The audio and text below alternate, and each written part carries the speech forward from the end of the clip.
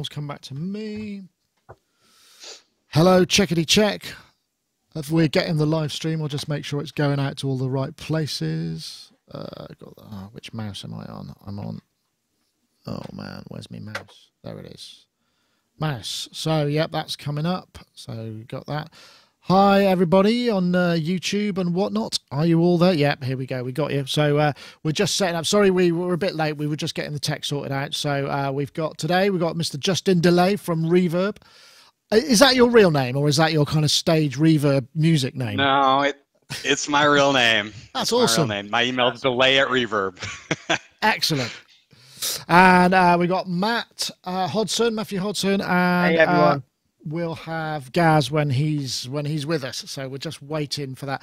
Yeah, we've got Justin on because well, I'll do that when we do the live show, and I can do the intro and stuff. But we can tell that story when it's real. Because what happens with this version gets streamed to YouTube Live. There's no way of scheduling the recording, and I hate doing scheduled live events because something always goes wrong, and then you have to restart the event, and it never works properly. So all of this gets posted to YouTube, but it's unlisted, and then I record this local switched version, and then that goes up as a finished thing. But it's usually here we go. We got Mr. Gaz. How are you, Gaz? Hello. Hey. I'm very good, thank you very much. Hey. So who's this, Justin? Crummy Video. Hello, how are you? Hey, good. What, crummy video? Yeah, you're freezing. How's your bit? Have you got anything else? Drop boxing or anything? It looks good now, actually. Maybe it's just an early. Okay.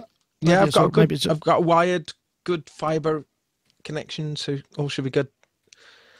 Okay. Oh, well, that's all right. So, how's the level? How does that sound? That's pretty good. So, yeah. Okay. Gaz, meet Justin. That's Justin Delay from Reverb. He's going to talk about cool. Sort of just interesting. He's got loads of data about kind of what's popular, what's selling. You know, you'd be surprised to know that. You know, so I thought it'd be kind of fun.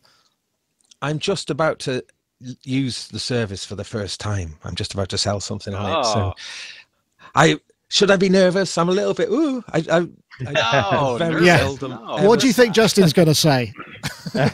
Yeah. Well, what are you selling? Let's start there. Yeah. I'm going to sell. It's interesting because it's got a load of history, and it's a Stu Ham. It's a Fender bass. It's called an Urge. It's a Mark 1. Yeah. They stopped making them really early on, 1992 through 93.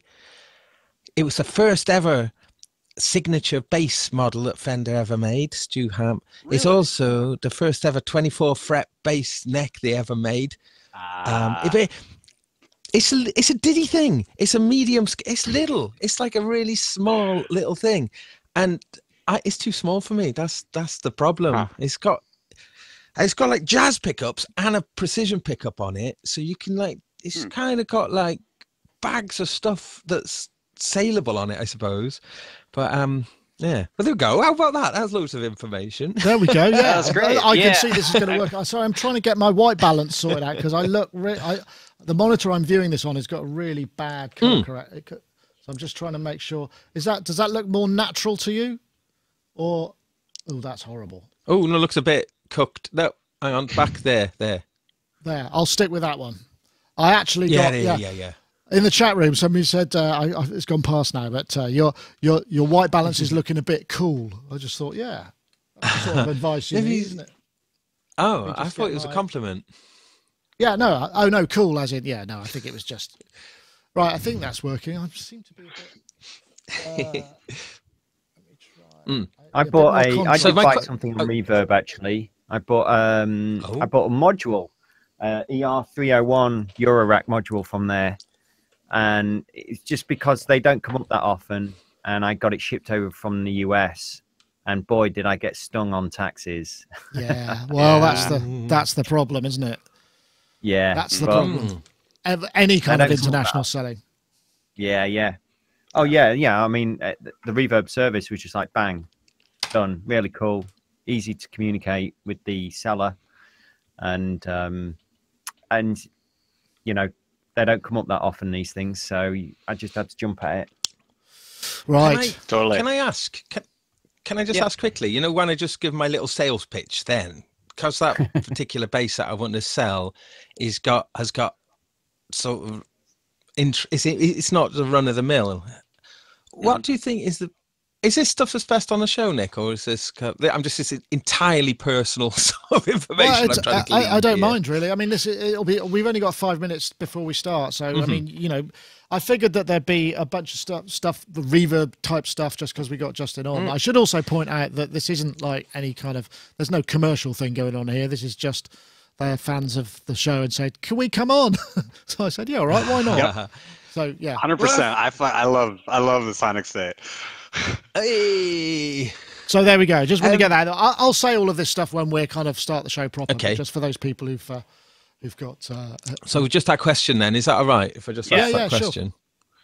Sure. So the question then, I suppose, is it worth, or if you make a little video about a product and then attach it, you can do that, I suppose, embed the video into the advert. Yep.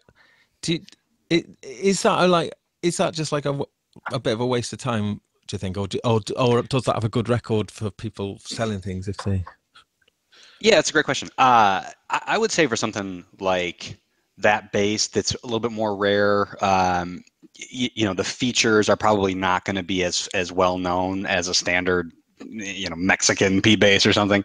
I would recommend doing it for sure if you have the ability to do it. I think that, you know, our user base is a really informed buyer base. You know, we've got folks who really are going to see the value in that, see the rarity of it. But it never hurts to just be able to just do a quick, and even if it was just a 1 minute rundown of, you know, here's what's interesting about the pickup configuration. It's a 24 fret neck. You know, I think that would actually do a lot for you. Yeah. Okay. Because there's also loads of there is loads of sort of battle scars on it as well. But you need to kind of and you know, on that, I mean, on that, you know, I can only speak for myself, but also the data shows it. You know, folks love the worn and the weathered look. I mean, to the point where people pay a premium sometimes for the more dinged up, scarred up ones. So, you know, you always have the buyer who's looking for the museum quality and they just want to put it up on the wall. But for most buyers, you know, they're cool with the road rash and actually sometimes prefer it. It's interesting. When I was in London at the weekend and I walked past, I can't remember the name of the shop. It was somewhere. It was on Charing Cross Road, I think, and there was a guitar shop there, and there were these sort of, I think that, you know, specially customized, ancientified. What do they call it? Where they've been distressed, and there was a Strat and something else, and the Strat was like $7,000. And it wasn't even a vintage. It was just made to look vintage, you know. So yeah, I think that's probably. But I think on the neck on mine though, I bought mine second hand. I can only think it must have at some point been chewed by a dog in one place. I can't quite work out what sort of because a weird cluster of weird spikes. It's okay. In fact, actually, when you play something like that. When you're not looking at what you're playing, when you get familiar with that little, like when I reach the dog bite, for instance, I know it's like on my I know it's my 7th fret, so it's sort of like you kind of use it as a little navigation aid, I suppose. Right, okay, there we go. That's already a title. That's a title contender there. The dog bite on the 7th fret is a pretty good starting point for. So you might have to have that one in there. I like that title. Yeah, the title is everything. Yeah. Often. Yeah, that's a feature, not a bug, right? No. Cool. Oh, good. Okay, well, I think we got all our levels right. So it's just 2 minutes. I mean, normally we're so heavily prepared. It's normally takes a bit longer than this, but so we're going to be on time, unless my clock's wrong, in which case then we're late. But I don't think it is. So let's have a look. I'm just waiting. So. What happens, Justin, is I hit go, there's a pre-roll, and then I've got a 7-second delay because I have to move over because we stream. The Facebook live stream is always a bit of a nightmare, and you have to get over there and wait for it to catch up and then hit go live on that. So it's all a bit finicky and, you know, whatnot, but we'll be there in a sec. So time seems to be standing still on my clock. Maybe I just looked at that just as the minute ticked over. But right, I'm looking at myself coming back like 20 seconds ago, which is really disconcerting. So I'll just come back to here, and then we'll be nearly there. So that's what going to be cool. Right, okay. 59. I think we could probably go. Let's go a minute early. How about that for Maverick? Oh, That's a bit like showing up for a bus, and they just go, "Yeah, well, Yeah. we just decided to go for it." Right, okay. Stand by, everybody. Here we go.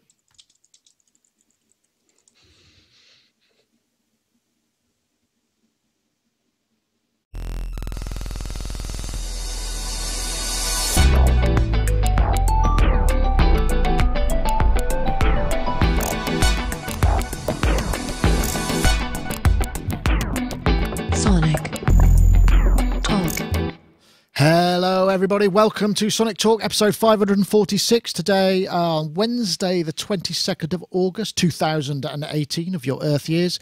If you're watching this via YouTube and you haven't subscribed yet, thoroughly recommend you do, because every time we post a new video, which is quite often, and also we do this show weekly, you'll be notified and you can get to it straight away.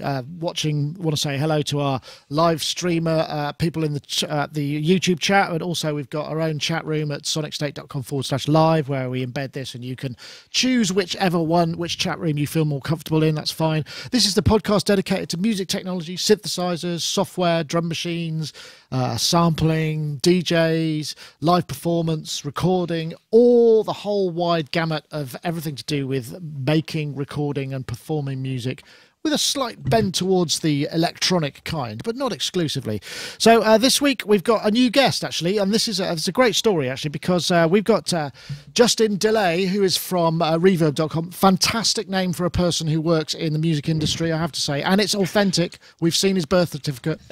But Reverb basically got in touch and said, we listened to the show, we'd love to come on. So that's what's basically going on here. So, Justin, how are you? I'm doing great. I'm excited to be here. Long-time listener, first-time caller. It's a rare and special day when I get to hang out with my synth brethren. Excellent. Well, it's lovely to have you here. And so, Justin, what's your official role? Because you've sort of Reverb's one of these companies where things change quite a lot. So I imagine you've had various different roles at Reverb. What are you currently? What's your current position? Yeah. So I've been with Reverb for a couple of years now, and the company overall is about 5 years old. I originally joined to really start our entry into the world of music software and production, and based on the success we saw there, really grew into leading our synthesizer and electronic instrument category. These days, I'm the director of new categories, which essentially means things beyond guitars and stringed instruments. But yeah, it's a small company. We wear a lot of hats. I run within the new categories. I lead our band and orchestra category as well. So kind of a mixed bag. But yeah, I mean, a lot of your history, you're into music technology yourself. Do you play synths, and you got your own kind of little collection there? Normally we have that would be behind you, displayed as your sort of like pedigree. But I'm guessing you're at work, so you may not have them. With you. I'm at work. Yeah, no, I mean, I've been playing for a long time. I started as a guitarist. I got really into pedals, and one day I was sitting in front of my pedal board, which was about as wide as a synthesizer, and thought to myself, the only thing that has more knobs than a pedal board is a synthesizer, so I might as well go and learn how to do that. So yeah, the past 10 years or so, really been deep down the synth rabbit hole. Personal collection, I've owned just about everything, but I find, I'll tell you, working at Reverb is a dangerous thing if you're into buying synthesizers. I'll bet. But no, I had a big burst of buying activity and then sold off a bunch of stuff. And so I've pretty much consolidated down to a Prophet 5 that I've been working on for years. Did the Wine Country MIDI mod on it, which is awesome. But anytime you start modding the vintage stuff, you're running into all kinds of new issues. Juno 106 with the Kiwi mod, and then a Korg monopoly and one of the Model D reissues are my primary synths of choice these days. Nice. Well, we'll come back to you and talk to you a bit more about that. We should introduce our other guests as well. We've also got Mr. Matthew Hodson, who is there in his modular studio, modular performance live stream. You've got a new, you've been working on your backdrop. Yes. Yeah, I thought I'd just have something in there. What else is new in here? Out of sight, actually, I've gone a little bit old school. Just installed a Mackie 32.8 bus analog console. Prodigy style. So yeah, man. Cool. Yeah, I've got that back in. For a long time, I was just using an Onyx. It was a smaller desk, but I wanted to get a few more channels available, really, to do some more flexible routing things, more effects running. I use a lot of guitar effects pedals. So, yeah, that's gone in. I've had to cable that. I've had to get my old racks out. Compressors are racked up. And a couple of new sound cards as well, which I've got working together, a PreSonus and a Focusrite. And, yeah, I've got them working together as an aggregate device inside the Mac. So it sees them as one, so I can use the inputs for both sound cards simultaneously, and they're clocked over ADAT with no issues. So yeah, I haven't really been doing much music this week. Just tech stuff. I must admit, I used to have a Mackie 32.8, and I remember because we had a Studio Master 16.8 Studio, which with the one with the MIDI mutes. And for some reason, I wanted the Mackie because it was all the rage at the time. And I remember when I got it, I had a real problem because the EQ has got a weird phase issue with it. So if you're doing any EQ stuff, I mean, only on it's in the mids, and you start to do it, and to my ears, it sounded a bit off. So it's fine for you smash the mic amps, don't you? That's one of the tricks in it. You could get that drive in it, but the EQ is I couldn't work with it. I ended up selling it and going down the digital route, but I just couldn't get on with that. But I don't think because I thought my mixer was broken for ages, but it wasn't. It's just this weird phase issue that I just seemed hypersensitive to. So I hope maybe yours is a later revision where it was all fixed. I'm going to certainly check that out. Maybe I could use it more of a feature. That's true, yeah. Stereo widening. Yeah. Stereo widening. Exactly. Well, nice to see you, Matthew. We'll come back to you in a sec. We'll say hello to also Mr. Gaz Williams, who's there in Bristol, bass player, producer, music technologist. How are you, Gaz? Are you well? I'm very good. I was just referred to as Daz by accident in the chat room there. And I was thinking, it reminded me of Daz, the washing powder company. Do you remember Daz? They used to advertise in the 1980s. Like they would make your whites like a bluey white. Do you remember? Yeah. Like a bluey. And then people were like, we don't want our washing. We don't want our whites bluey white. We want our whites white. So yes, so they don't do that anymore. It was some kind of fluoro pigment that they put in it so that it would bring out the blue light. I think, if I seem to remember, that's a totally random fact. I have no idea where I got that. But Daz is short for Darren, not Gareth, isn't it? So. Yes, I am a Gareth indeed, but yes, Gaz, yes. So yes, a bit of a non sequitur start there, but very happy to be here. Thank you very much for having me. You're most welcome. So I guess we were going to start off because obviously, I'm coming back to myself. Where am I coming back from? That's weird. What was I going to say? I've completely lost my thread of thought. Yes, I was going to ask you, Justin, about essentially that, working. Essentially, when I was a kid, they always used to have these kind of like yard sales, jumble sales at schools. And if you were able to be part of the organising, you go in with your mum, and you basically get the pick of the crop of all the bargains that were there before they opened the doors. I'm guessing is that one of the bonuses that you get for working at Reverb, or do you just get more advanced searches if you're looking for something specific yourself? Yeah, it's funny. We actually really don't get any kind of preferential treatment because it's a marketplace, right? So it's an open marketplace. Anybody can buy and sell. As soon as somebody hops on and lists a synth for sale, it's live for everyone. We don't get like any kind of preview or sneak preview of it. So draft versions of ads posting. Yeah. Yeah, no, I'm hustling just like everybody else, man. Right. So, Justin, I mean, one of the things that I was really interested in, because I know last year, I think we posted something about this, and this was that you do these kind of best-selling synths and drum machines of 2007. Obviously, it was still in 2018, and this I think this went out in December. Yeah, it was December the 4th last year. There was some interesting highlights there. What one of the things I'm interested in is kind of what are the trends, because as commentators and posters of news, you know, we say this is maybe a really good piece of equipment. We just assume that it's selling by the bucket load. But are there any kind of surprises as to what is what's trended, what's hot right now, and maybe used or secondhand? Yeah, sure. So, I mean, I'll give you a couple of high-level insights into the market, and then I'll dive into a couple of specific products. So, one of the things I think is fascinating because we're a used gear marketplace, you know, we get to see really the entire history of the synthesizer category. And so, one of the ways I love to look at our marketplace is by decade.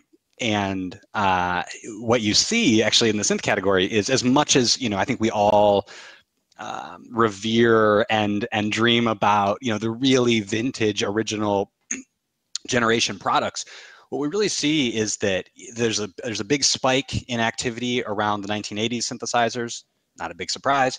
And then there's a real dormance during the 90s. Again, not a huge surprise. And then a real majority of the volume and the activity is really around products that have been made in the last 10 years. And, you know, again, I think for you know, the hardcore synth folks, you know, like us, that may be a little bit surprising, but, you know, I think really the majority of the market is primarily focused on products that you can buy new right now, even, you know, I mean, really kind of modern current products. And that's a little bit distinct from other categories. You know, if you look at electric guitar, we see a much smoother distribution over time, because, I mean, frankly, you know, a 1970s, 1980s guitar is pretty much the same thing as a 2018 guitar. You know, I think in the synthesizer category and electronic instrument category, such a technology-driven product, you know, the products continue to evolve, and it looks like for the mainstream buyer, you know, the today's models are really the best pick. So along that, and it's probably not a big surprise, but the Korg Minilog it just continues to be the most popular synthesizer. And we see, you know, what's really interesting about that product is we see a lot of crossover from other buyers as well. You know, Korg Minilog is usually the first synth that a guitarist is going to buy, or somebody who maybe was in the recording world and wants to add some new sounds to their studio. You know, the Minilog, and I'm just to be perfectly clear, like, I have no relationship with Korg. I don't, you know, we're just a marketplace, right? So I'm just reflecting what we see. It just seems like they really got the right combination of features, the right price point, and it just does great business. Not surprising there. The one that surprises me, and I think this will be relevant for our audience here, the Teenage Engineering OP1 is a really popular product on Reverb, and which is a little bit surprising, you know, given the price point there. Yeah, I think and the vocalness of the critics, you know, how everyone's, oh, it's just a hipster toy, and, you know. Totally. I mean, you know, there are, you know, on paper there are several maybe strikes against it, but it just continues to, I mean, we can barely even keep them on the site. As soon as one lists, it's sold, you know, within a couple days, maybe a week. And I think, you know, from my perspective, I think that really speaks to, if you're interested in synthesizers, or you're interested in electronic instruments, if you close your eyes and you picture a synthesizer as having black and white keys, the Korg Minilog is just the natural, I think, first purchase. If a keyboard instrument is scary to you, or, you know, you don't play keys, and you know that isn't an interface that is really welcoming to you, I think what we see, you know, kind of this new generation of all-in-one groove boxes with the Volcas, the OP1, you know, I think that actually becomes really inviting to a certain kind of buyer who says, I'm not playing keys anyway, so I don't really care. I just want to be able to push buttons. And even though the OP1, you know, I think people, you know, they write it off as a toy, but man, it is a powerful instrument. And Teenage Engineering as a company is just so, you know, supportive of the product, and has just continued to, you know, to really make it more and more since its launch. And we see it hold its value really well in the used market because of that. Yeah, I know. I think that's true. I know, Gaz, you're a big fan of the OP1.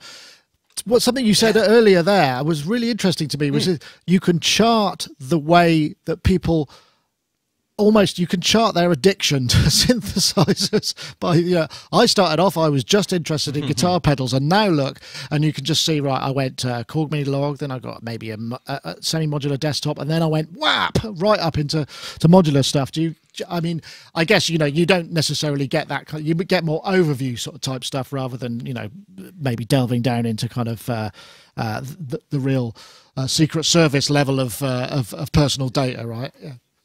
Yeah. We don't track our users. We don't we don't get weird about it. I just look at it more in the aggregate. I like to better understand just broader trends. I didn't know, Gaz, did you know that they were, I thought that they were still in short demand. I didn't realize they were still making and selling loads of OP1s. Oh God, yeah. And the amount of people I know who've bought them in recent times, oh gosh, yeah, what an incredible long for a music technology product. I mean, what is it? It's like nearly, about 7 years has it been on the market for now?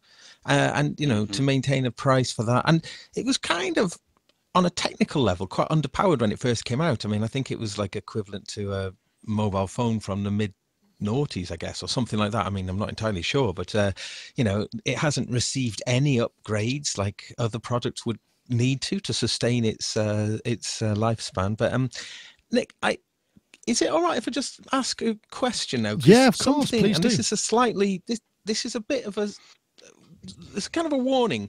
I've had a few people say to me that they've been ripped off on Gumtree in the UK now. I mean, I guess this is something, I think Gumtree may be elsewhere as well, but and the thing is, I wanted to mention this anyway, so it's actually really handy having Justin here as well, just because I'm intrigued about what protection there is for the sale of things, synthesizers, especially, really expensive items. A lot of people wouldn't sell such, really, other than a car or a house or something. But so what's happened in the case that, a couple of examples I've heard recently is that people have entered into buying quite expensive products. One, I think maybe both of them, no, one was an Ovation Peak and the other one was an Electron Analog Rhythm. Now, these are two different people who've both come up to talk to me about this independently. So I'm anticipating that it might be something that's going on. But basically, they've been duped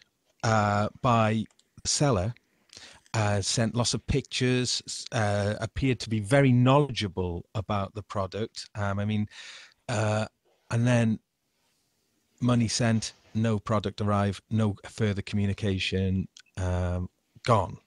And both people have said to me that they were really, it's really interesting how the two stories were very similar. They were completely shocked by how authentic the seller seemed to be. Now, I think with music technology products, you need to know about them. It's quite easy to maybe to spot someone who's just kind of trying to bluff winging it. Yeah. So I wanted to warn people about this, just because I'd heard these two stories in quite quick succession, just thinking that this may be something that's going on, and maybe other people have had similar experiences as well. So with that in mind, and I guess this is the question, is what does Reverb do in terms of what has it got in place to try and give protection both ways?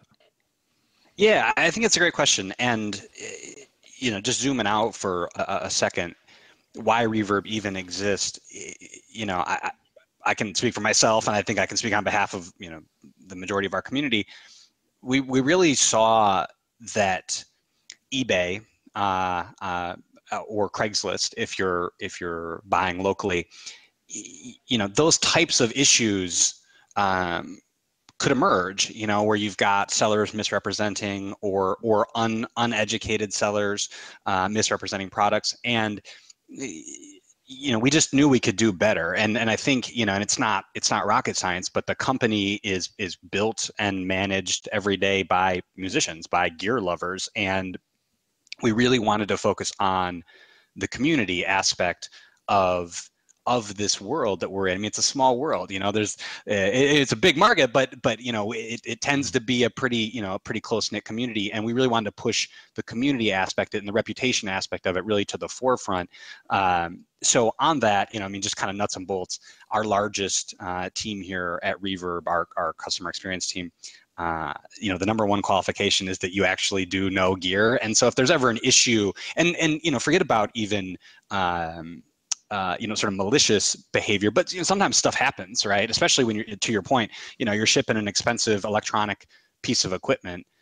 Sometimes things happen, and it's nobody's fault. But we really are very proactive in stepping in. If something's broken shipping, we'll take it back. We'll get it fixed. We'll work with the buyer or the seller. I mean, I can say just personally, I can't stand broken gear. It just breaks my heart. So I'm usually, digging around in the basement looking for stuff that needs to be fixed, because we really care about that. And it's easy to say, and the proof is in the pudding, but more nuts and bolts. We offer shipping protection. We offer buyer and seller protection, and we really enforce a pretty high bar for our buyer and seller community. Folks aren't really given the opportunity to make a bad faith transaction, and I don't know exactly the rates, but I can tell you that it's a very, very small percentage, both domestically as well as internationally, where there's ever some sort of conflict or something that needs a resolution.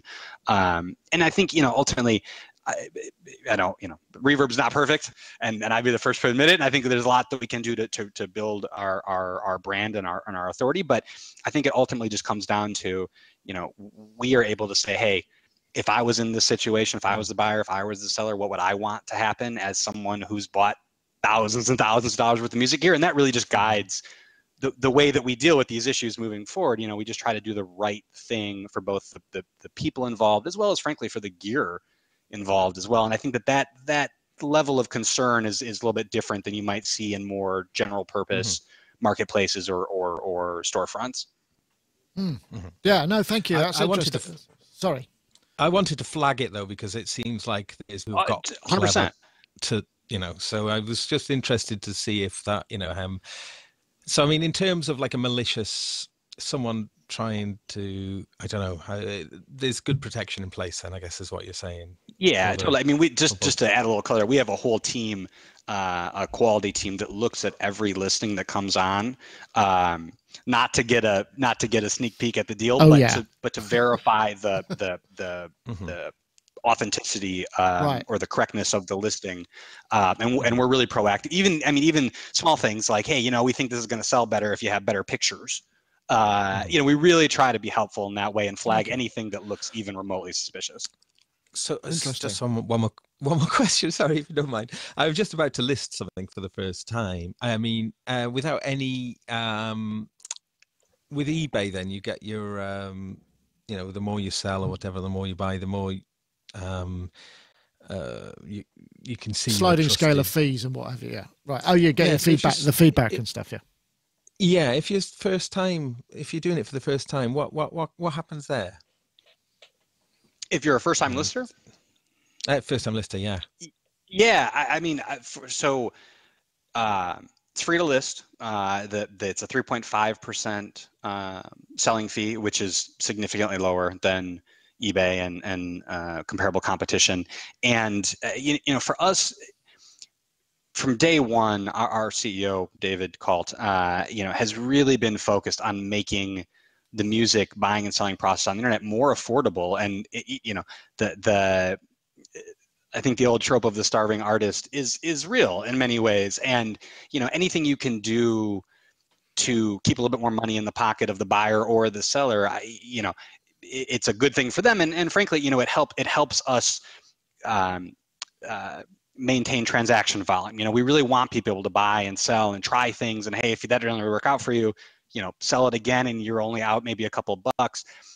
Because of that, we keep the fees low and we keep them really consistent for everybody. The person who is selling the old bass guitar in the closet that they're not playing anymore really is on equal footing to some of the largest retailers and suppliers in the world selling direct. And there's not a lot of preferential treatment. We do have something called the preferred seller program, where after you sold a couple of items, there are some additional benefits that we overlay for free as part of the service. But that bar is set at a place where really it's attainable by most people if you're buying or selling even a relatively modest amount of gear.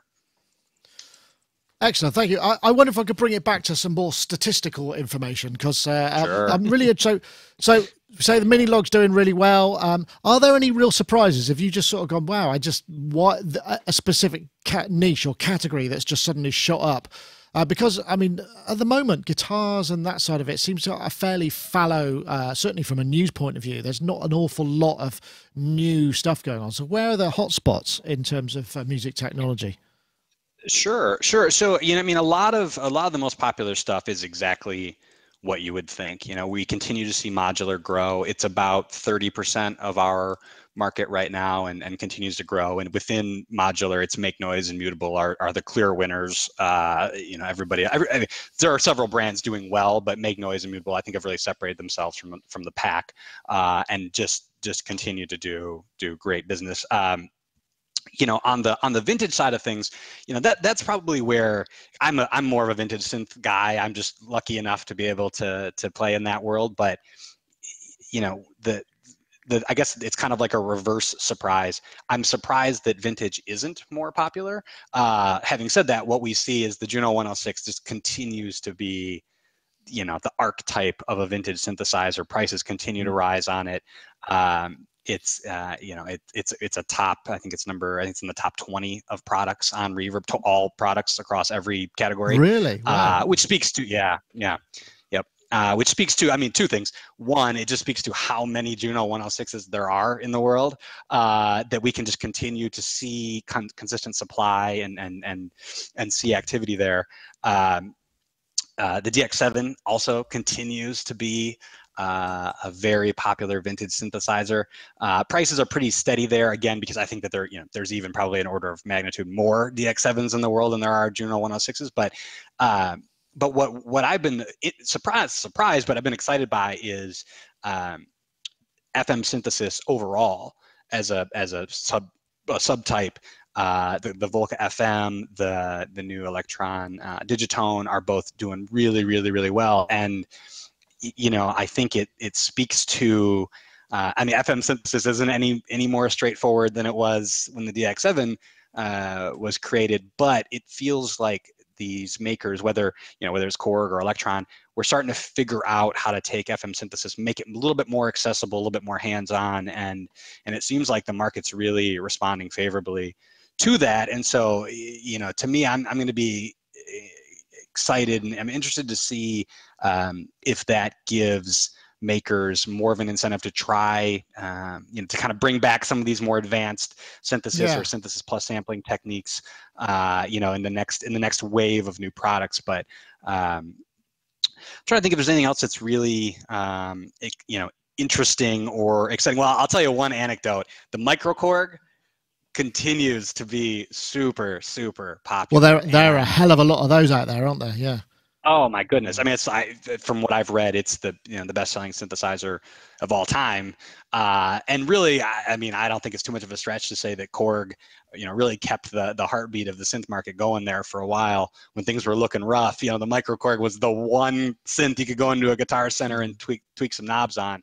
And it just still continues to be a really great choice for, if you're in a band, you're primarily a guitar band, and you want to try some synth stuff, but maybe you also want some piano sounds and some kind of bread and butter sounds. It's still just a great, great instrument, and it's affordable. It's really, really affordable. So, it's easy, I think, for some of us, more hardcore folks to kind of overlook the Microkorg, but man, it just continues to be a top of the charts. Wow, that's interesting. I know, Matt, sorry, I haven't come to you for a little while. Does some of this chime with, because you're exposed to, you're an educator, so you see lots of kids coming in at the early sort of stage of their creative careers. I mean, what the sort of stuff are they looking to buy? Because they probably tell you a little bit about, I've seen this thing on eBay or secondhand. What should I buy it? What sort of things are they asking you about? Yeah, from the offset, one good decent microphone, a decent sound card interface, stroke, mixer, the usual things. And then you get a split where you've got students who are after the kind of Ableton Push. And I think I remember Justin saying that they're quite popular on Reverb, the Push 2. Yep. So you get that whole crew over there who are interested in getting into that world because they see it as this other instrument that they can relate to, and it integrates with the software, and so that has a mass appeal. And then you've got the other side, the other spectrum of the students who are into collecting the studio gear, the outboard, the microphones, the preamps, and that kind of thing. But one thing that they always want to go for, obviously, is software, and they get quite excited by this stuff by Output, the Exhale, synth, and all that kind of stuff. They're quite interested in all that sort of world, and getting their hands on those sort of plugins. UAD comes up now and then as well. Whether they should get into that world and start buying that kind of equipment as well. So it's quite multifaceted. It's quite interesting actually, and for me, I get to see what they're into and how things are reflecting in their eyes and their desires as music producers on a range of backgrounds and different music styles that they're making. It's really interesting, actually. Yeah, obviously they asked me, what are you using, Matt? What are you using for your compressors in the box, outside the box? So that word of mouth recommendation as well is a big deal, I'd imagine. Yeah, absolutely. And if I'm able to show them what I'm actually using by opening my laptop and we do tutorials and things like that and guide them through my methodology. I suppose part of it though is you're also showing them your methodology is reflected in your choice of equipment that you're buying. So we could all buy the same microphone or the same outboard or the same modules, but it's your approach to using all this equipment, isn't it, really, that puts your fingerprint on these on your musical output essentially. So I always keep that in mind with them. Just because something's become fashionable or has been fashionable, just think about how you're going to relate to that and how it's going to fit in with you in a meaningful way, really, if you're going to particularly start spending £200 or £300 as a student, Okay, well, I'm going to stop things here a little bit. I'm just going to have a isotope competition because I forgot to mention it at the beginning. So I'm just going to play the trail for that. So want to let you know about Vocal Synth 2, which is Isotope's latest suite of vocal processing plugins. Great new interface, new vocoder, new Biovox module for modeling the human vocal tract. More bands in the vocoder, loads more effects, CompuVox as well for glitchy computerized vocals. There's 5 distinct modules. They also deal with pitch correction and harmonization as well. More presets, more control, more vibe. There's more effects as well, which you can now read. Or if you want to check out Vocal Synth 2 for processing your vocals or any other instruments, but for that matter, do head over to isotope.com/vocalsynth and check that out. And we have a competition winner from last week. We've got somebody called El Toro at El Toro the Band, which sounds like a pretty serious. I like that. It's a very strong name. They say there's way more in 5 vocal tools and I'd really like to get my hands on, and so El Toro the Band, if you get in touch, you've won Vocal Synth 2 and Isotope will get in touch and let you add it to your account. We've also got another competition this week, and we're looking for the hashtag vocal treatment, which is one word, the hashtag vocal treatment and the hashtag vocalsynth2. And if you tweet that and you do at Sonicstate and at Isotope Inc., just by putting that in a tweet, you will be able to enter the competition for next week. And there's plenty more characters, so add some other stuff. We're always interested to hear what else you've got to say. And I know that Isotope follow the tweets as well, so please do. I want to say thank you very much to Isotope for sponsoring the show with a prize. So the other thing I was interested in, so Justin, do you see, say for instance, there's a big TV performance and somebody's using, I don't know, a Nord stage, or do you know what I mean? Do you see those sort of spikes in sales and interest rapidly? Does that sort of thing?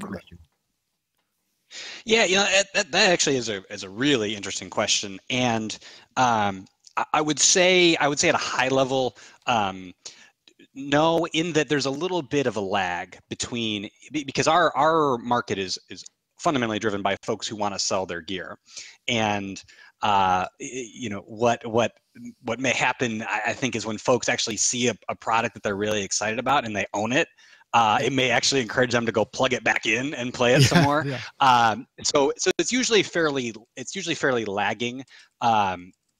You know, and I think is further, you know, even from our own content, you know, Reverb as a brand, you know, we really focus on trying to show people how to use this stuff and make a lot of content.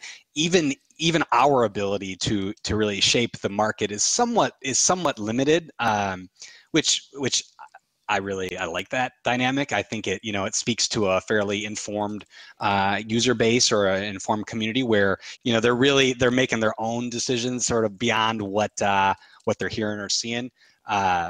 So, you know, there usually aren't like big runs on products, but I can tell you one thing that occurred. I don't know if you guys caught this, but oh gosh, now of course I'm drawing a blank on the very, very famous singer-songwriter with red hair that wears glasses. Ed Sheeran. I'm blanking here for a second. Ed Sheeran, yes, thank you. He last year when I don't know if you guys saw this, but he was using a really, really interesting big foot pedal looper. I think it was on the Grammys, and it was a pretty buzzworthy product, and it just exploded. We did a quick article on it, and it just exploded. Like everybody on the internet got on the internet the next day and Googled, you know, Ed Sheeran looper ? So I mean, there definitely are those moments, you know, those kind of those moments where, you know, something will break through in pop culture.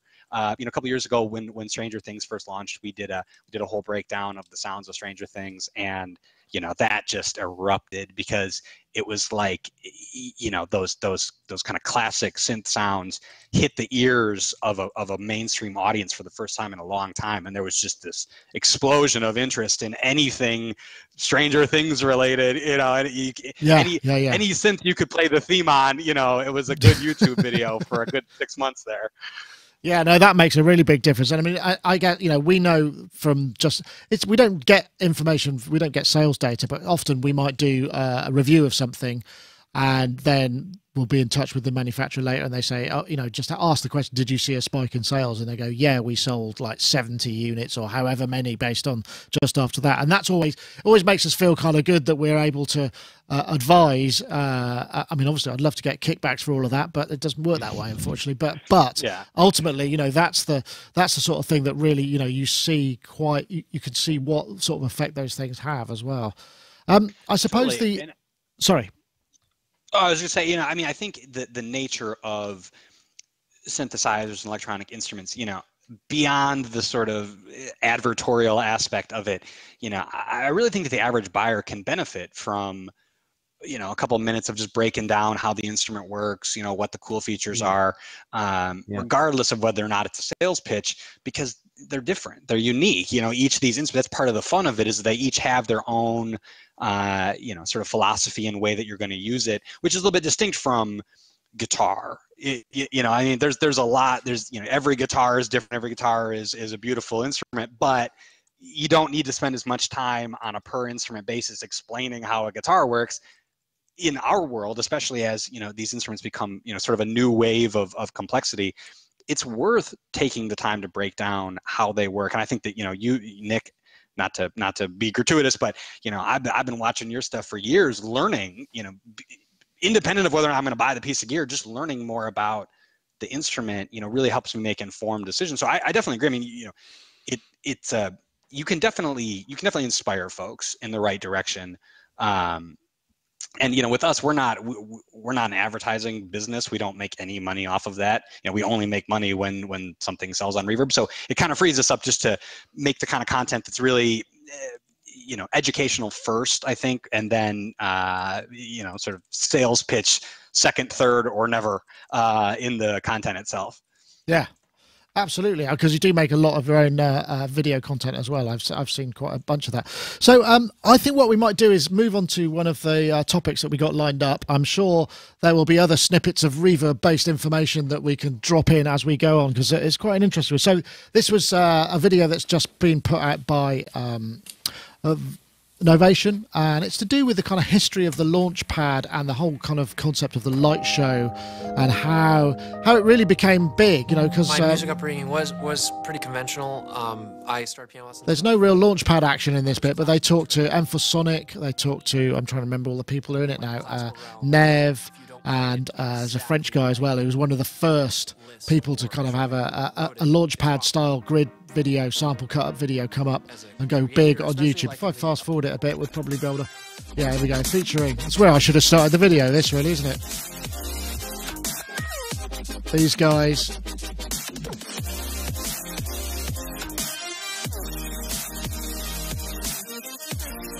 Madion, I think he was the first one. But it's just a really interesting approach. And I was just looking, because I wrote an article based around this. And so some facts about the Launchpad. Launchpad, obviously, it kind of came out of the whole world of the Monomy, which was, or Monome, I don't know how you provide it, which was the first commercially available, shall we say, grid-based controller, 64 pads. And then Novation kind of went with that and made it more mass-produced. And you know, the Manion guy, he posted, it was Pop Culture, I think it was, which was cut-ups of loads of his favourite tunes, and it was kind of really advanced finger drum. 45 million views, and then Masonic did Weaponized, or Weaponizer, I think it was, and that's done about 45 million views, and they blew up enormously. And so those things have really sold and influenced a whole generation. I mean, now everybody's doing it. It's not an exclusive Novation thing, but I think they were a sort of one of the big enablers for this kind of grid technology to come into the hands of the masses. And I think, you know, that's the thing that's quite interesting. I mentioned in the article as well that in late 2015, early 2016, I think I went up to a Novation for some whatever reason, and they've got a plaque which says 300,000 units sold of the Launchpad, and that is a very great deal of them. I'll come to you first, Matt. Do you find that there's are there a whole layer of musicians who and people and producers who work purely from a grid-based interface that you're dealing with, and do you actually have modules to encourage them to get the most out of that stuff? Yeah, it's a really good question. I think I've probably banged on about this enough in previous Sonic talks, you know, where I've talked about some people just do not get on with don't dig the keyboard, right? And that kind of thing, you know. And some might have tried a MIDI guitar, but as you probably used one before, the latency and that kind of thing. So the push controllers and this grid-based way of working definitely appeals to a lot of students. It appealed to me. I remember when the Launchpad came out, I was just kind of really drawn to its simplicity, the layout, the integration into the software, the ability to program it to do specific things. You know, that one button there could trigger multiple things, whether it be an effect or a loop. Yeah, it was just like, this is great, fits in your bag, USB powered. And then it just went from there, really, didn't it? We do have specific modules on the course that I run at BIM for this kind of computer music performance and production. I do one actually called Computer Music Performance, where students actually create a track and then they have to look at how they would play that live on stage. That's an interesting exercise. Yeah, we explore a whole range of MIDI controllers from, you know, the Magic Leap controllers that use red. Leap Motion. Leap Motion, thank you. We use, normal MIDI controllers, Ableton Push, or the Akai kind of MP K40s, that kind of thing. And we weigh up the pros and cons over, do you want a slider for this, or do you need a dial for it? There's some things you can do quicker with a touch of a button, obviously, rather than a dial. You can do faders, can be really good because you can switch them really quickly. And generally, we're hardly ever talking about using a keyboard, other than you might use the traditional keys maybe to launch parts of the song rather than actually playing notes and using the keyboard that way. Because if you look at the keyboard layout, you know, C1 could be part 1 of a song, and then D could then be part 2, and it's a very easy layout and way to work your way through that song when you're playing live. And then we also look at actually how you can then work with live instruments, incorporate that. We look at latency, of course, and collaborating with people, vocalists, and that kind of thing. It's really, really interesting. And it's really fun to see what they do and what they get up to. They do everything from taking something like an SH-101 and shoving it through a load of distorted guitar pedals and making a big wall of sound, and just pumping that into a computer and side chaining it, and then, you know, cutting that up using launch pads or push controllers, stuttering and effects. Max for Live stuff then comes in, so they create their own bespoke plugins and interfaces for creating sounds. It goes on and on and on. As soon as you open up that world of computer music performance, there's so many different opportunities and paths to go down now. It's great. It's really good fun, isn't it? Yeah, definitely. Gaz, I think maybe the Launchpad was really tied. It really tied in with the rise of Ableton Live, didn't it? Because that was the thing about it. I mean, yes, it's a dedicated MIDI controller, but it was more out of the box designed to really integrate with Ableton itself. You know, the grid for the grid and that side of things, right? Yeah. Absolutely, and there was, of course, the Akai APC-40, which I think came out before the first Launchpad. Okay. But you know, it was a much bigger thing with lots more. And I think one of the reasons why the Launchpad was so successful was that it was super affordable, super slim, as you know, and as Matt said as well. You know, really easy to sort of lug around, and that, you know, the APC-40 was quite a bulky thing. You know, good thing, but. What I think also is something really crucial to remember, though, is that, like, you know, like MPC skills, you know, and Jay Diller, you know, that kind of thing has become almost, for a newer generation, a bit like Guitar Heroes were previously, you know, for especially for super skills, like, you know, like really brilliant. And, you know, and obviously on like the Machine platforms, and people like Jeremy Ellis and, you know, it's amazing. But that whole kind of way to really be kind of quite showy in what you do, you know, which is very different from a laptop, you know, laptop boring. So it was a way to kind of, you know, to make a jazzier kind of laptop based performance, you know, without touching the laptop. So, but I think that kind of skills to pay the bills kind of vibe, you know, that really kind of super duper B-boy kind of thing. I think that they kind of got a lot of that stuff as well, you know, which I think, and like I got one, you know, the Launchpad Pro with its orange background is a really cool product as well. This is, like, I think is the most recent evolution of the Novation Launchpad, but it's always worth pointing this out, because people sometimes forget that this thing can be used standalone. And this is an interesting topic, isn't it, Nick? Look, breakout on mini jack MIDI, so you can use it as a standalone thing, and you can use that clever notes mode stuff, and you know, where it just displays keys and scales as whatever you want, and so that's kind of a pretty cool. It's got aftertouch, poly aftertouch on it as well. Yeah, well, I mean that's quite key. That is quite key because the other aspect of this was the fact that you can actually, you know, if you get clever with it, you can program your own light show stuff. So, and that's all the other side of things that people are doing, which as well. And like this, but we must mention though that big announcement, the MIDI announcement as well, at some point, Nick, maybe after this topic, about the standardization of the mini DAC MIDI, which is a big deal. And sadly for Novation, it's not their standard. Sadly for Arturia, they backed the wrong horse. I was going for them, but Betamax. No. Yeah, it is. And Korg, who sort of steadfastly stuck with their wiring of one, you know. So now what do these do? Do they have to just, because MIDI works by standardization, so by having, I've been really angry. It doesn't. No, hold on. It doesn't matter, because if you're using the Novation one, you still get the right MIDI coming out. It's not like it won't work anymore. No, absolutely not. But I'm talking going forward, though. Just this idea that, you know, like in years to come, you pick up a piece of equipment and you go to plug it in and it doesn't work because it was.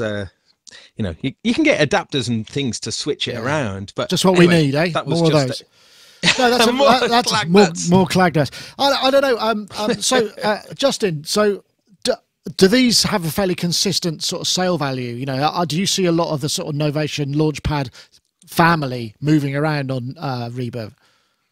Yeah, oh, for sure. Yeah, I mean, the grid controllers, just as a subcategory, just continue to grow in popularity, right in lockstep with, I think, their adoption, across more and more musical styles, and just to kind of recap, everything just from basic clip launching up to a lot more virtuosic performances. We had a fantastic artist named Jonathan Stein in last year on the Push, and he just ripped. I don't even know how else to say it. I mean, it was just a virtuosic grid-based performance. And I think as these devices become more expressive, and the price points continue to drive that expressiveness to lower, or to a wider audience, you're gonna see. I think that it was said exactly right. It's the sort of 21st century guitar hero is the grid hero. I really think that the grid is the instrument of the 21st century, and I think that Ableton deserves a lot of credit for that. But it feels like we've sort of, Ableton said, hey, let's think about things non-linearly. And then Novation and some of these hardware makers said, okay, let's just think about this as a grid, as an interface. What can you do with a grid? And it's much more approachable, I think, for a lot of folks who, again, you see black and white keys and you think, nope, I don't know how to play piano. But you see a grid of buttons and you say, I don't know what that does. I'm just gonna start pushing buttons.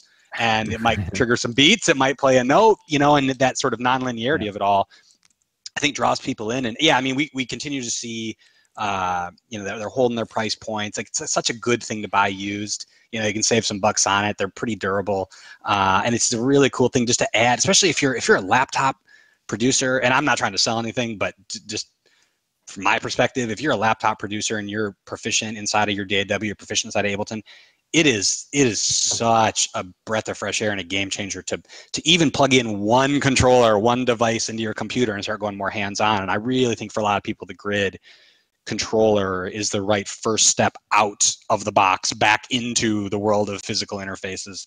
And just continues to be I think really the meta trend that we're seeing across the kind of MIDI controller category is the grid.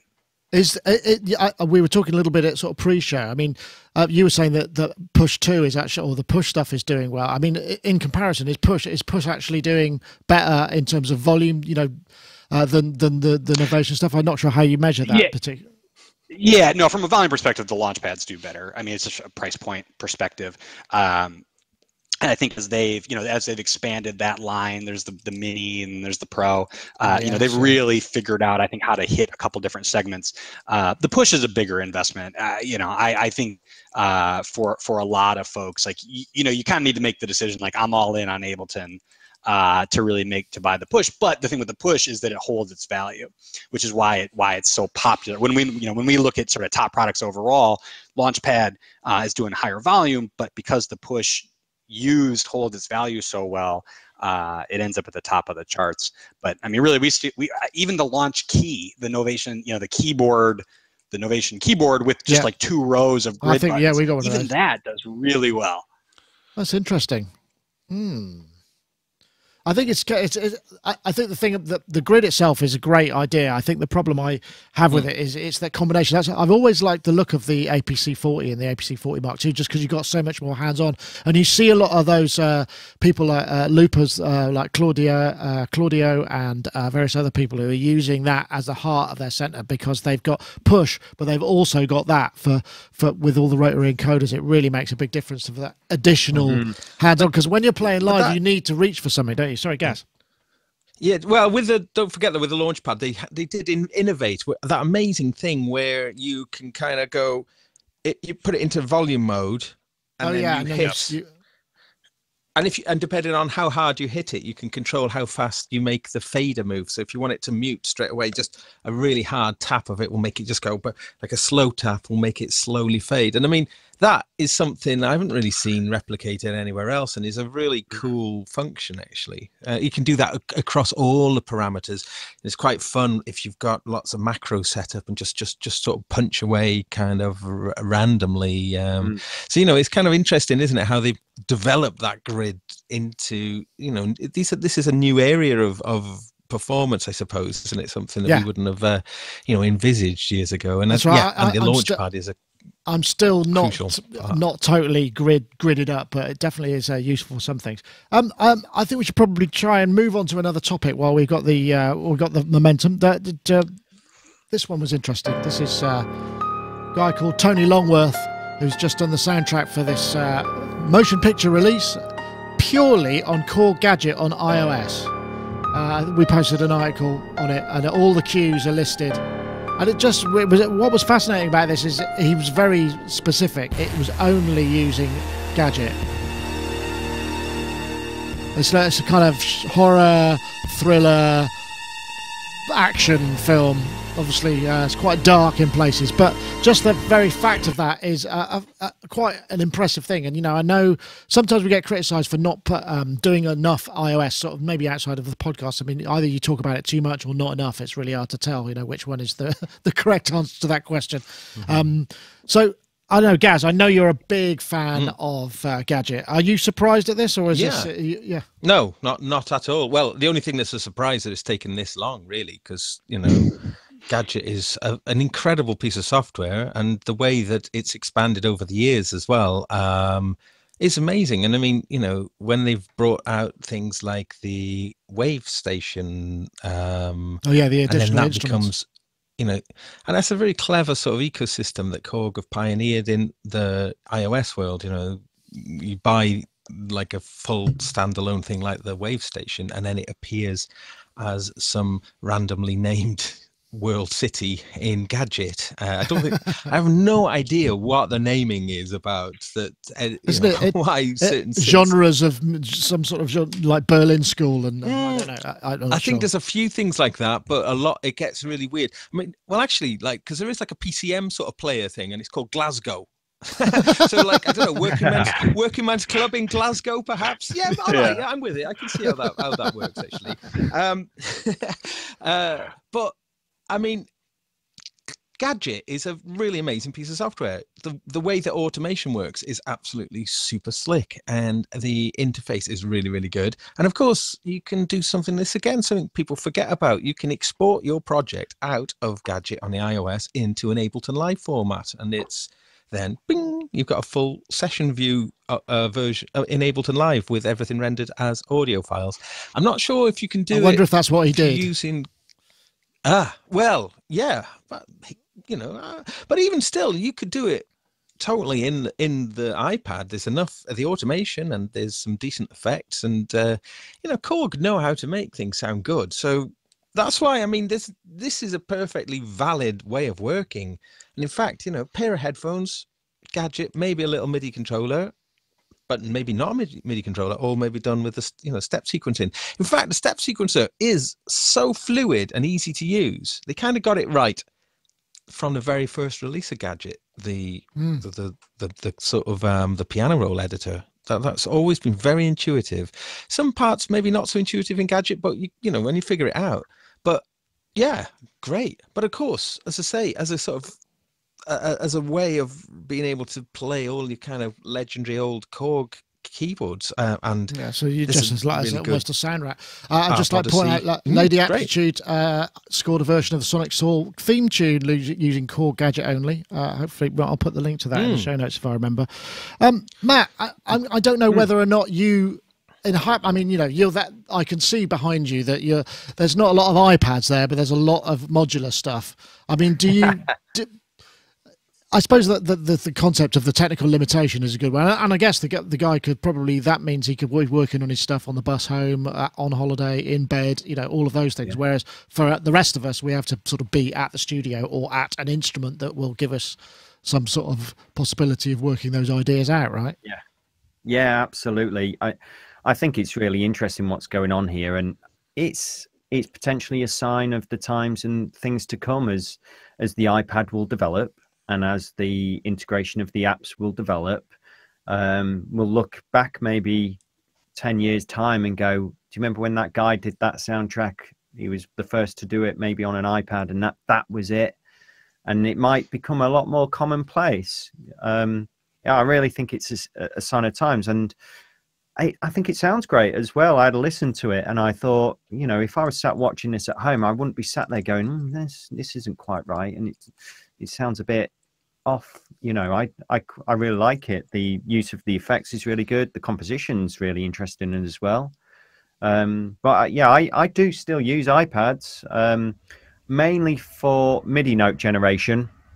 So I'll plug it into something like the Hermod, which is a USB interface, 8-channel sequencer module, and that just allows me to kick MIDI out, MIDI to CV conversion, and I'll use all sorts of different apps on the iPad to do that. That's great for me. There's some really interesting stuff. Any way of generating MIDI in really interesting ways, I'm big into, and there's loads of great apps to do that. That's one of the reasons I got the chord bot as well. It's just into that straight away. Really, really interesting. Right, cool. I know, Justin, I mean, I guess the iOS ecosphere, apart from maybe people selling used iPads, it's one that you guys don't really have much of a piece of. So it's hard for you to have any kind of sales measurement data on that kind of stuff. Or maybe I'm wrong. Yeah, I mean, so within our digital category on Reverb, we do list some apps that are free, primarily just for our users to kind of give them an entry point into the world of iOS music making, and it's, you know, it just continues to grow. I mean, I think, you know, even just looking at our mobile app, the Reverb mobile app, you know, we're just about at that point where the majority of our traffic and our community is accessing our experience on mobile. You know, so I mean, the trend there, I think, is totally clear. You know, to me, mobile music making is the future. And I, just for what it's worth, I love Gadget. I think that they nailed it. And I think that Gaz's point about, you know, it seems like it's a deceptively tricky problem, I think, to design a touch-based piano roll, and I feel like I've tried just about all of them, and the only other one that really, I don't know, this might be a shot in the dark, but I loved the Nano Studio app. It was just a single developer. Oh yeah, I remember that. He just Fantastic. nailed the piano roll. It was just intuitive. Yeah, it just worked like you would think if you were going to touch notes. And I feel like Gadget really, you know, picked up some of those UX patterns that really worked. I'm not saying that they were influenced by that, but, you know, they kind of arrived at similar conclusions. And, you know, especially with Apple supporting audio unit format now in iOS, you know, you're seeing plugin makers recompiling their software for mobile. I think we're going to look back a couple years from now and say, yep, that was the sea change. That was the turning point. And, you know, I think it's a good thing. I mean, the more people, from my perspective, the more people making music in the world, the better off the world will be. You know. Well, that's a valid point as well. Yeah. Yeah. So the more, the better. It's interesting, though, isn't it? Because we're going to get to the point where we got these tiny little, very powerful computing devices with sort of massive controllers that we're using to input and perform with. And it's just curious. One other little thing we forgot to mention, though, you see, just that Gadget runs on the iPhone as well, and the thing called the Gadget Cloud kind of synchronizes across devices. I'm assuming that does to the computer version as well. That's cool. But the Gadget, you know, so that's the thing as well, isn't it? You know, it can go with you like on the phone. So that's yeah, well, they're not the first to do that. The Reason do that. No, of course they're not. But maybe their integration is just a better approach. But yeah, but there is that thing as well. The Ali, what's it called? Ali Hooper. I've never used it actually, but that's built in. So that's a whole community of you know, there's a whole ecosystem there, isn't there, of people sharing music and sharing parts and putting elements in. So, you know, so they've embraced like a social media aspect into it as well. I mean, you don't need to go there because I guess that would send shivers of fear to a lot of people. But it is interesting, isn't it? I mean, because you're looking at it. I mean, Korg are one of the. I mean, I'm hesitating to kind of make any other judgments on this, but aren't they kind of one of the only companies that have got the multiple threads of, you know, just the software, just the hardware, kind of right? You know, they've integrated, they've done great products in both categories.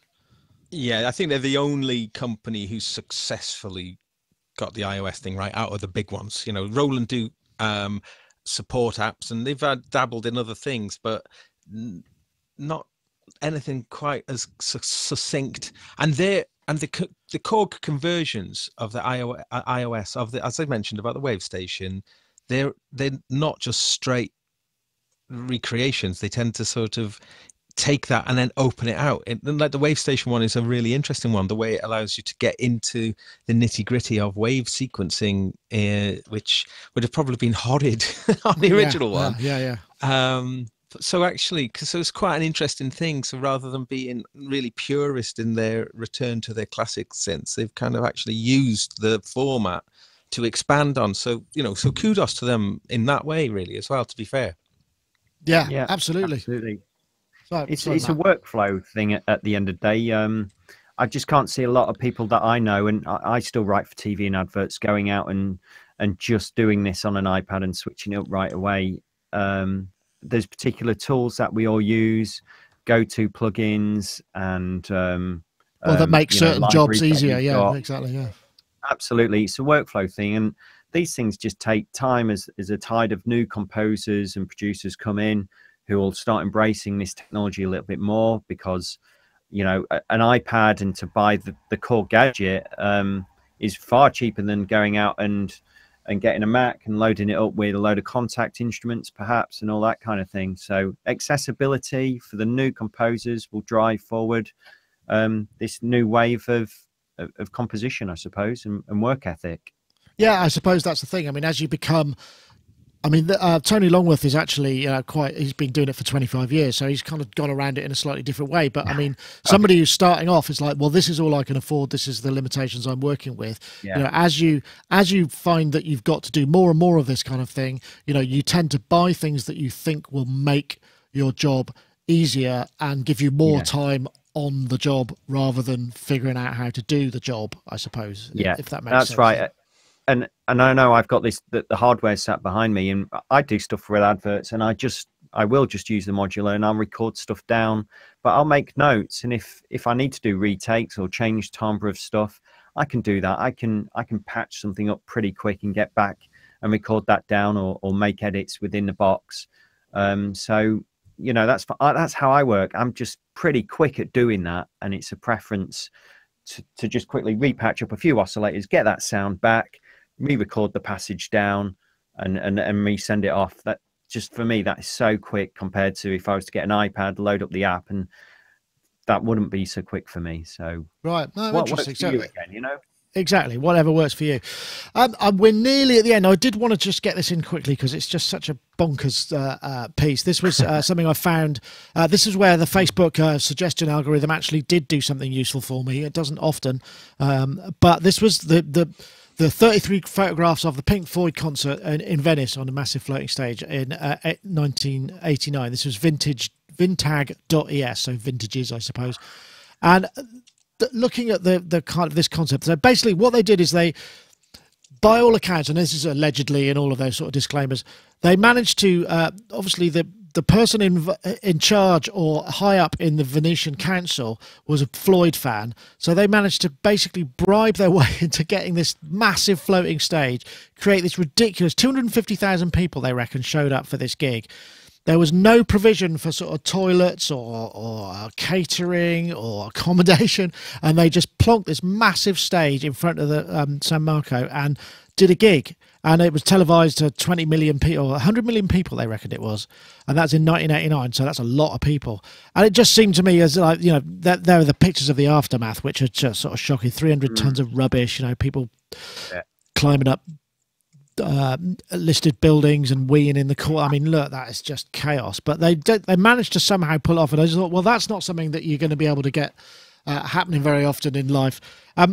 I don't remember anything about this because I was never really a Pink Floyd fan, so I can't quite fathom it. I know there are lots of. I was talking to Rich Hilton about this because he said, Chic have done floating gigs and they've done town hall free gigs and stuff, but all of that stuff is very well managed now. You can't just sort of turn up and do something on that scale anymore. I know, Gaz, you are a Pink Floyd fan, or have been, certainly. So I'm guessing. Did you know about this one?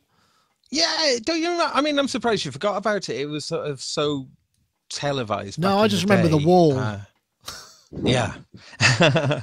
And I was just thinking about like that concert, how all those people you know, was singing along to certain songs and then just kind of slightly irritated whilst all the stuff off Momentary Lapse of Reason was going on because all these horrible tunes, and then get back into it again when the other songs come on. But yeah, oh, it was great fun. I remember this. No, I remember it well. It was. I just can't imagine it ever happening again. I mean, it just seems like it's well for free, you know. No. For free. Well, yeah. Oh, hold on. Matt has a. I can think of one thing that's happened since. I was thinking about this because you're right. You could never think of anything happening like that again. It wasn't quite in the water, but it was close. But do you remember Fatboy Slim played on Brighton Seafront to a free concert? And that's right. It, you know, there was nothing. It was the same sort of thing. There was a handful of police. There was no toilets, and then there was people literally standing in the sea as the tide was coming in. You know, the space that all these people had got smaller and smaller, and it was absolute chaos. And you just think, yeah, nothing like that surely could happen again. That did happen, but I'm pretty sure now that wouldn't happen again. No way. No, I can't imagine. I remember playing it at the Llantrisant Free Festival in 1996, I think it was, and like I think 2,500 people were estimated to come, and 25,000 people came, and the security was the Hell's Angels were doing the security, the Berserkers, who are sort of, I'm quite pleased to say they've actually disbanded now because they were quite naughty. But yeah, and it kicked off. We were playing a gig, a massive fight kicked off as well. It was like I always remember seeing this guy, he had his arm in plaster, he's just mashing it into someone else's head, like with a yeah, loads of arrests. 4 or 5 people went off in an ambulance. Oh my god. It was whew. Yeah, but I mean that was complete chaos because that was I mean, I was thinking when it reminded me when I read about this within the show notes. I remembered about that Llantrisant thing. Really, I mean, it's gone down in Llantrisant legend now. But yeah, you know, free. People caught wind of it. Just lovely day. Just everyone. I suppose if you get and booking the power of the brand and stuff. I don't know, Justin. I mean, imagine you don't do tickets, do you, on Reverb? I suppose free tickets wouldn't make any sense, but. No tickets. No, I mean, I was just gonna say, you know, at a totally different level, I'm active here in the Chicago scene, and you know, the conversations, at least at the local level these days, are all about how do we do non-traditional gigs? How do we, you know, if we are playing that venue, how do we incorporate lighting, or how, you know, it just seems like it.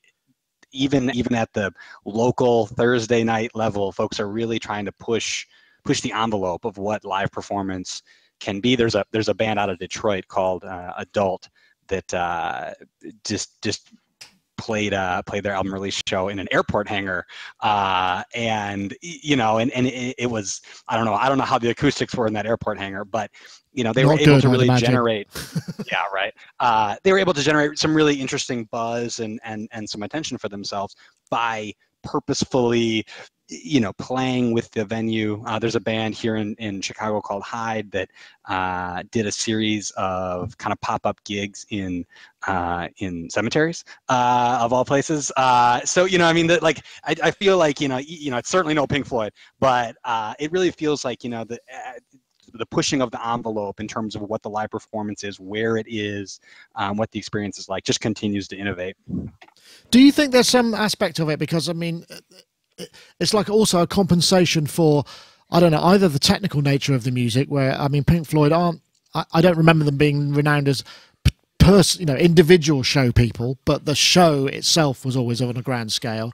And obviously with some music which requires, you know, I don't know, laptop use or whatever, where the focus is on the performance and you can't really kind of project your personal performance, you know, you try and compensate by putting on more of a show and more of a spectacle to make that into something. So we're seeing more of that, and also the technology enables it to be able to be done without having to have a lighting truck and 15 lighting guys or whatever. You could, like you say, you could run it off. I mean, you were saying, Justin, that you run the DMX lights off. You're able to live show from the old computer while you're doing the clip launching and all that as well.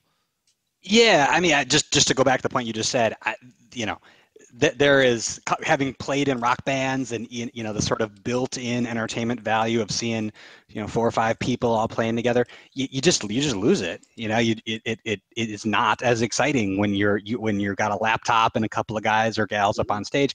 And so from day one, I pushed as hard as I used an Octatrack for a long time, and finally I was like, if I'm going to use a laptop, I'm going to maximize what I can get out of this, and went down the rabbit hole of Max for Live and DMX converters and everything. And you have to do something. You have to do something to differentiate and to add scale and drama to what is otherwise a fairly static performance. And I think that the synthesizer and electronic music folks are pretty plugged into that at this point. Every local synth show I go to, somebody's got a strobe light or a fog machine or something. But what's been interesting to me is there's actually a really great hardcore band here. One of our employees plays in it, and he came to me, and even he was like, I wanna add lights to our setup. And this is a pretty traditional hardcore band, and we actually were able to put together a pretty cool foot controller based rig based on some of the new products that I believe it's Chauvet is how you pronounce it. But even the lighting companies are starting to get hipper to how do we make it so that a bass player could turn on some strobe lights during the chorus of their song, and it's just, it works. I'm pretty sure that a couple of years from now everyone's going to have lighting rigs, and we're all going to be debating what the next innovation is. But the technology is becoming more accessible. It's more affordable. You can buy the stuff used. That's not a reverb plug. It's just true. You can buy the stuff used and save some bucks there. And next thing you know, you've got a dramatically more interesting live performance. Yeah. By just plugging in some lights. Yeah, absolutely. I think that's so important. For those of us who are on stage with just a laptop or even just a small modular system, having that visual aesthetic is so important. Having your logo up there just before the start of the stage with your socials on and that kind of thing. We use Resolume Avenue. We load a load of clips into that, which we can launch in real time from MIDI controllers. Some of it's pre-sequenced, but some of it we can integrate with. And then on top of that, there's the layer where you can obviously change color and hues and saturation and add delay effects on the visuals and make it all really trippy. Yeah, again, that's just a whole other layer. And I think it's so important to have that out there as for those of us who are producer performers, definitely. Yeah, totally with you on that one, Justin. Yeah, and I mean, I think I'm familiar with Resolume, but even just to riff on what you just said, the day I figured out that I can draw automation curves for my RGB values for my DMX lights, it was like, it was just a whole new world. I realized, I was like, oh my gosh, I'm doing like color synthesis and sequencing in real time. Wow, I don't even know what that means, but I'm going deep into it. It's just, for the, there's a certain mindset, I think, where, there are never too many knobs. I'm already looking at new DMX lights with the 20 channel version now up from my 7 channel version. It's just another mode of creativity. And I think that, for the artists and the painters and the visually minded of the world to be thinking about sequencing, whether it's video clips like what you're doing, or mine's a little more basic, just kind of light and color, but it's just a whole other art form that is just an endlessly fascinating and exciting thing to go down. Yeah, at Super Booth this year, Bernard Reisinger, is it? Bernard did an amazing show with lasers that were coming. It was a laser generator coming from his Eurorack. So whatever he was doing on the rack was the laser was kind of interpreting. Did you catch that, Nick? I didn't know. I'd gone home. I was knackered. I just couldn't start. Yeah, I know you and Andy went to see it. Yeah, there's so much you could do. Just to back up what you're saying, really exciting. I'd just like to point out that in the chat room that Sinister Goatfish just put this rather great quote, which is, all you need is a bass and a sock, which is I think in reference to the Red Hot Chili Peppers Flea, which I think it sort of brings it back down to the kind of rock and roll aspect. I've got a base here. Hang on, let me just look around. No, for hold on. You're fine, Jack. Yeah, You're give that it's back. no No, you're problem. fine. Don't worry. Anyway, thank you ever so much, everybody, for joining, because it's been great fun. And thank you, Justin, for coming on and answering questions and writing up the stats. It'd be great to have you again at some point in the future when we can find another excuse to shoehorn some more reverb statistics into the show. Been a pleasure. I hope you now go out and all your co-workers have been watching you, and you get bought a drink or something for your first appearance on the show. They'll probably critique my performance more than anything, but thank you very much. I really appreciate it. Like I said, I've been a fan just personally for a long time. I love what you guys are doing. I love that you are really a hub for the community, internationally, and we're just excited to be a part of it, man. Excellent. Well, thanks for coming on. It's been a pleasure, and of course you can find everything to do with that at reverb.com. Matthew Hodson, also thank you for joining us too. It's lovely to have you as ever. What are you on to now? Have you doing another live show? I'm not doing one after this. No, I'm finished plugging in all this equipment, just ironing out a few things. Like I said, I put this Mackie in and sound cards, just getting that ready, just so I can crack on with finishing my EP. Basically, that's me, basically. But thanks very much for having me, and it's been great chatting to everyone in the chat room again. Yeah, pleasure as usual. Thanks, Nick. You're welcome. And also, Gaz, thanks for joining us too. I think we're going to come over to Bristol and see you tomorrow, so we'll see you in person soon. Yeah, thank you for joining us. Thanks. Yeah, nice to meet you, Justin. See you, Matt. Wicked. Cheers. Nice. We'll do our famous Celebrity Squares wave goodbye. So thanks very much. That was it for the. Oh, actually, before I do that, now I've just got to. I should actually just do the Isotope competition one more time. If you want to win a copy of Isotope's Vocal Synth 2, we're looking for the hashtag Vocal Treatment as one word and the hashtag Vocal Synth 2 at Sonicstate and at Isotope Inc. That's the hashtag Vocal Treatment, one word, and the hashtag Vocal Synth 2, the number 2, to at Sonicstate and at Isotope Inc. That's it for this week. Thank you very much for watching. We'll see you all again next time. Take care.